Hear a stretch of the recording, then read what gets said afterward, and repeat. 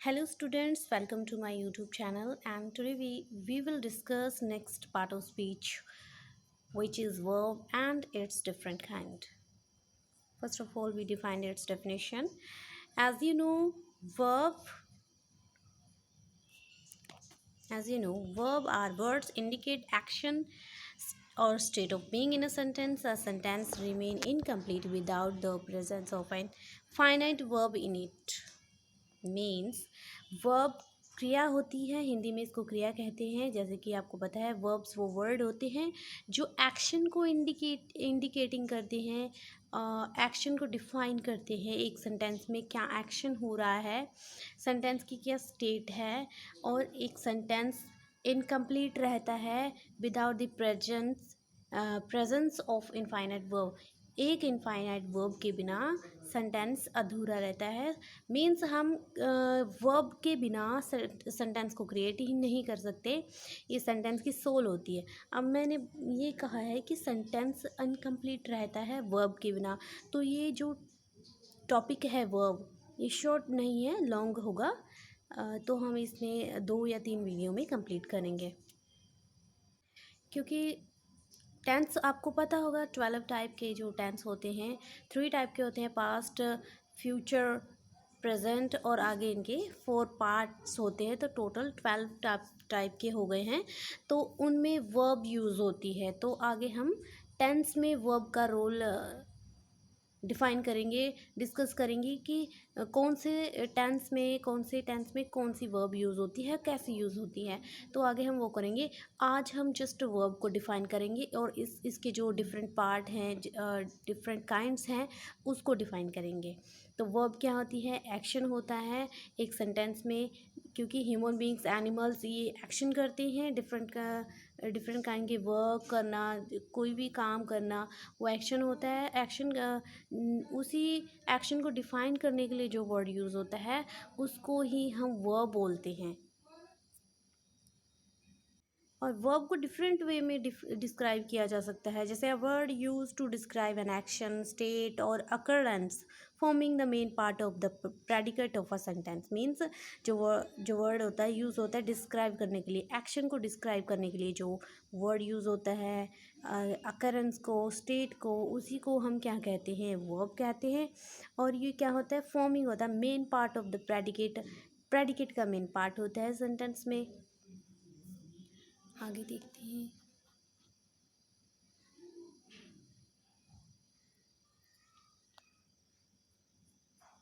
Subject and predicate, predicate का main part होता है।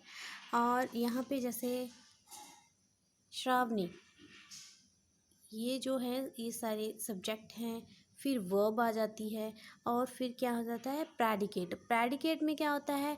या तो फिर इनडायरेक्ट ऑब्जेक्ट होता है या फिर डायरेक्ट ऑब्जेक्ट होता है। Subject plus verb plus object, sentence ऐसे क्रिएट होता है।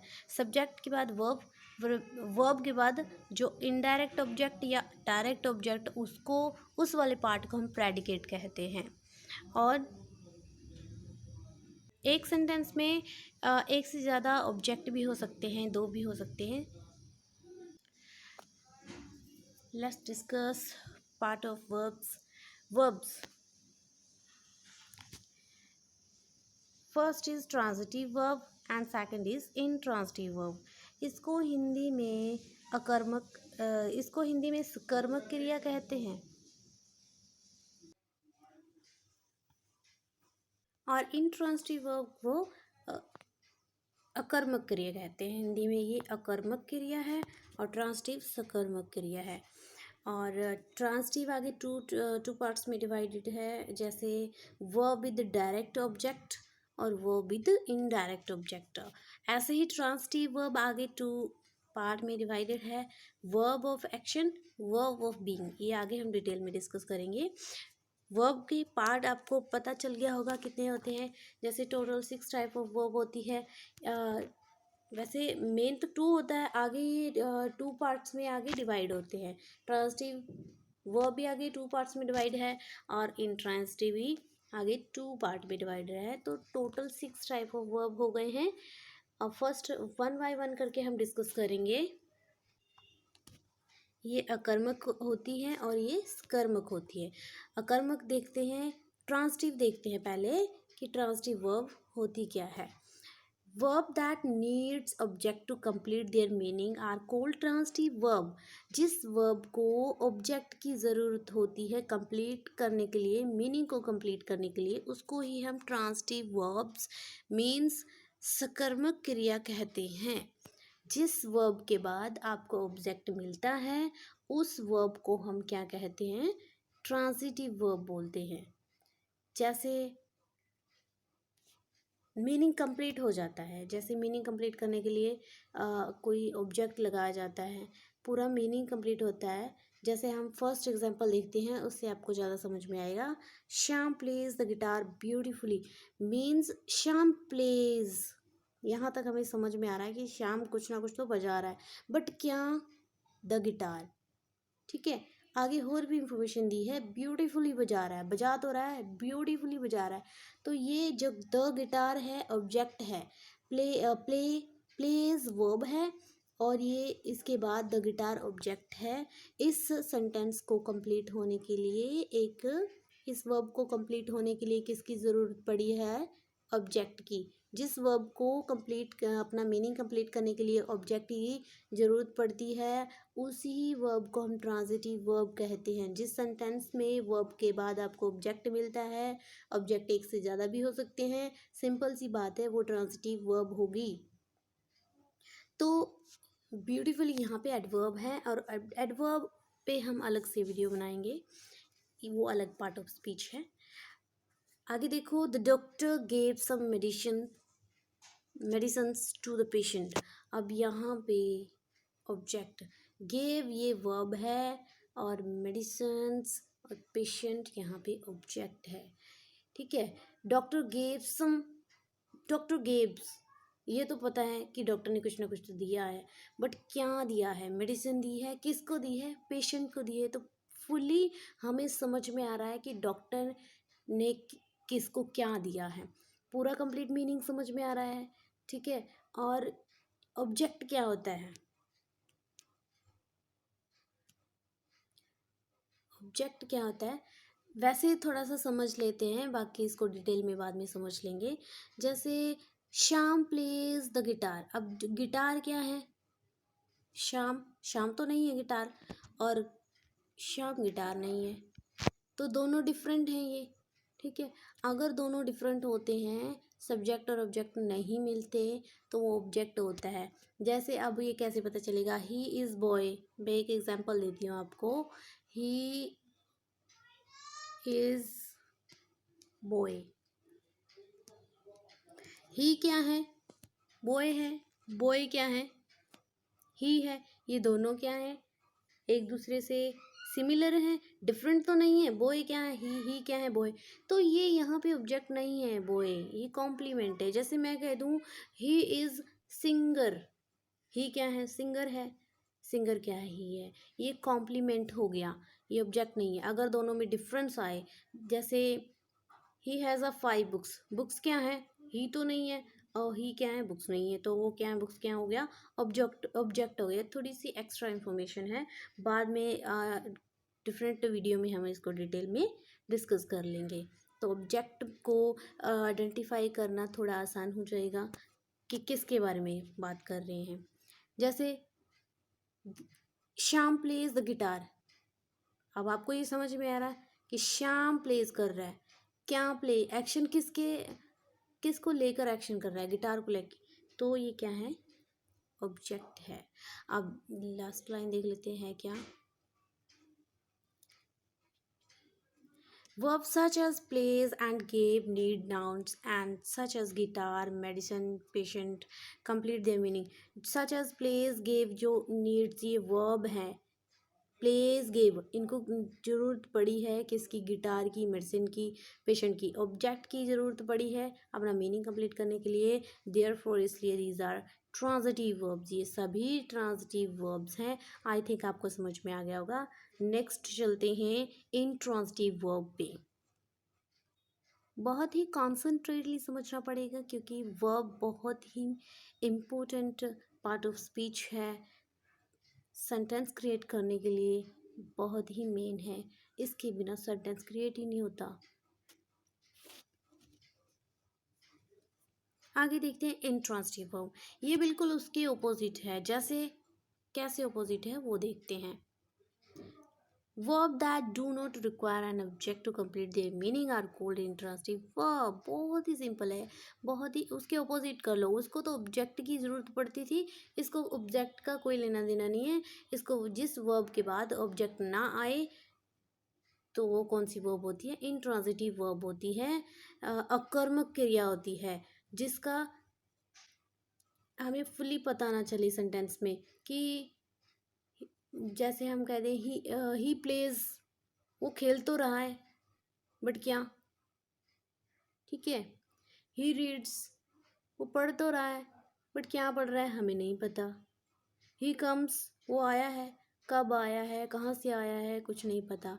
जिस ऑब्जेक्ट को जिस जिस वर्ब को ऑब्जेक्ट की ज़रूरत नहीं पड़ती मीनिंग कंप्लीट करने के लिए, मीन्स जिस वर्ब के बाद ऑब्जेक्ट ना मिले आपको, वो कौन सी वर्ब होती है?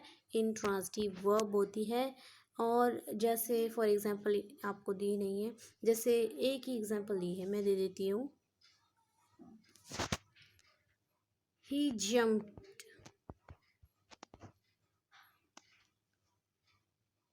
ही जंप, उसने जंप किया। कहाँ से किया? नहीं पता। क्यों किया? नहीं पता। ही रीड्स, के ही ईट। जैसे हम एक और एग्जांपल ले लेते हैं। शी रिंग्स,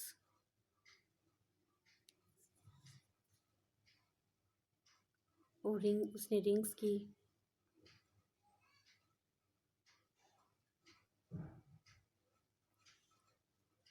दे सेट, वो बैठे हैं बट कहाँ बैठे हैं, क्यों बैठे हैं, कुछ नहीं पता।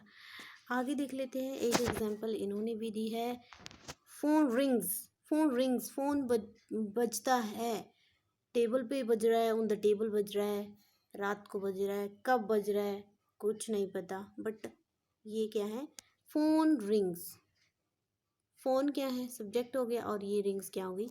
वर्ब हो गई। इसके बाद कोई ऑब्जेक्ट नहीं है तो ये इंट्रांसिटिव वर्ब है। अब इंट्रांसिटिव वर्ब आगे टू पार्ट्स में डिवाइड है, ये हमने फर्स्ट पेज पे डिस्कस किया था। There are two types of intransitive verb. First is verb of action and second is verb of being. Verb of action such as arrive, complain, go, laugh and so on do not require an object to complete their meaning are their intransitive verb. Verb of action कौन सी होती हैं? जिनको अपना meaning complete करने के लिए object की ज़रूरत नहीं होती, उसी को इंट्रांसिटिव वर्ब कहते हैं। वर्ब ऑफ एक्शंस कौन सी होती हैं आपको पता चल गया कि जिनको ऑब्जेक्ट की ज़रूरत नहीं पड़ती। For example phones rings. आगे देखते हैं वर्ब ऑफ बीइंग क्या होते हैं। वर्ब ऑफ बीइंग भी देख लेते हैं। बहुत सिंपल है बट इसमें हम पजल भी बहुत हो जाते हैं। हमें वर्ब ऑफ बीइंग नहीं पता होता कि क्या होता है, एक्शन नहीं पता होता। बहुत बार हम इस वर्ब ऑफ एक्शन में और वर्ब ऑफ बीइंग में क्या हो जाते हैं, बहुत पजल हो जाते हैं क्योंकि हमें ट्रांसिटिव इंट्रांसिटिव नहीं पता। और ट्रांसिटिव इंट्रांसिटिव के बारे में पता होगा तो ही हमें इन वर्ब के बारे में पता होगा, क्योंकि ये आगे इनके ही पार्ट हैं। ट्रांसिटिव वर्ब आगे देखते हैं एग्जांपल। वर्ब ऑफ बीइंग क्या होता है? Verb of being, verb of being such as is, am, are do not provide information about an action but inform about the state of being is noun. Verb, these verb link the subject with the rest of the sentence. Call them B type verbs. इनको B type verbs बोलते हैं। ये verbs कौन सी होती हैं? is, am, are do not provide information about an action. Action के about कोई भी information नहीं बताते हैं जो ये वर्ब होती है। ये स्टेट बताती हैं नाउन्स की। State of being of a noun, noun की स्टेट बताती है। और these verb link subject, subject को लिंक करती है with the rest of the sentence, rest of the sentence के साथ सब्जेक्ट को लिंक करती है। और we call them be type verbs, इनको ही हम बी टाइप वर्ब्स बोलते हैं। नेक्स्ट देखते हैं क्या है। Next verb take ED, regular verb, irregular verb को हम देखते हैं कि होते क्या हैं। आगे वर्ब रेगुलर वर्ब और इरेगुलर वर्ब भी होते हैं।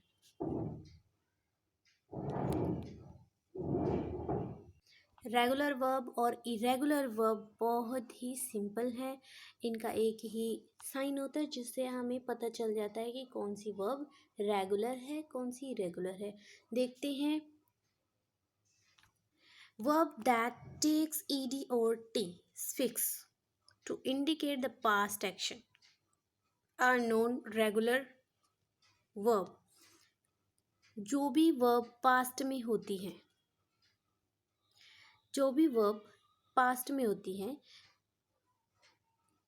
जिस वर्ब के पीछे ed suffix लगा होगा, ई और डी स्फिक्स लगा होगा, स्फिक्स होती है जो वर्ड के पीछे लगाए जाते हैं उनको स्फिक्स बोलते हैं।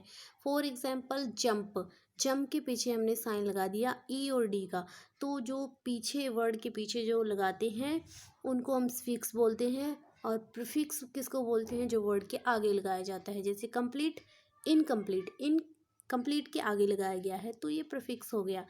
और जिस भी वर्ब के पीछे ईडी का साइन मिले उस वर्ब को हम रेगुलर वर्ब बोलते हैं या वीक वर्ब बोलते हैं। ठीक है, और आगे देखते हैं। ये बहुत सारी इसकी एग्जाम्पल है।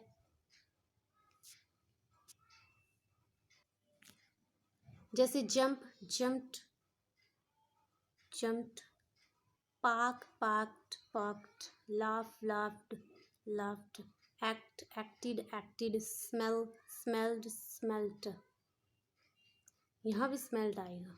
लर्न, लर्नट, लर्नट भी हो सकता है। ठीक है,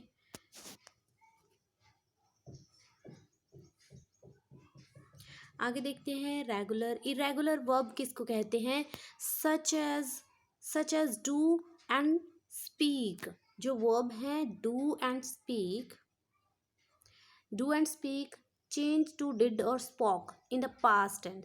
ये जो वर्ब हैं पास्ट टेंस में किस फॉर्म में चेंज होगी, डिड और स्पोक में चेंज होगी। Such as verb known as irregular और स्ट्रॉन्ग वर्ब्स, इनको इरेगुलर और स्ट्रॉन्ग वर्ब बोलते हैं। अच्छे से समझते हैं कि है क्या। कोई भी वर्ब जिसके पीछे स्फिक्स ईडी से ख़त्म ना हो, जैसे ईडी लगा दिया था हमने, यहाँ से जो वर्ब है जंप, जंप्ड, जंप्ड, कोई भी वर्ब ईडी से ख़त्म ना हो, उसका एंड ईडी से ना ख़त्म हो। जैसे अवेक, अवोक, अवोकन, ये दोनों तीनों ही डिफरेंट हैं। अवेक भी अलग है, अवोक भी, अवोकन, दोनों ये भी पास्ट और पास्ट पार्टिसिपल, ये दोनों डिफरेंट हैं। डिफरेंट डिफरेंट फॉर्म में एंड हो उनको क्या कहते हैं, इरेगुलर वर्ब या स्ट्रॉन्ग वर्ब। बाइट, बिट, बिटन, बिलो, ब्लू, ब्लोन, बिग, डिग, डग, डग। ठीक है, फॉल, फेल, फॉलन। ये क्या है कि ये जो फिक्स है ई और डी से एंड नहीं हो रही है। फर्स्ट फॉर्म, सेकंड फॉर्म भी ईडी से और थर्ड फॉर्म भी ईडी से एंड हो, उसको ही हम रेगुलर बोलते हैं। जो वो इनके अलावा एंड नहीं होती हैं उनको हम इरेगुलर वर्ब बोलते हैं, कि फर्स्ट भी डिफरेंट हो और थर्ड फॉर्म भी डिफरेंट एंड हो, तो उसको हम इरेगुलर वर्ब बोलते हैं।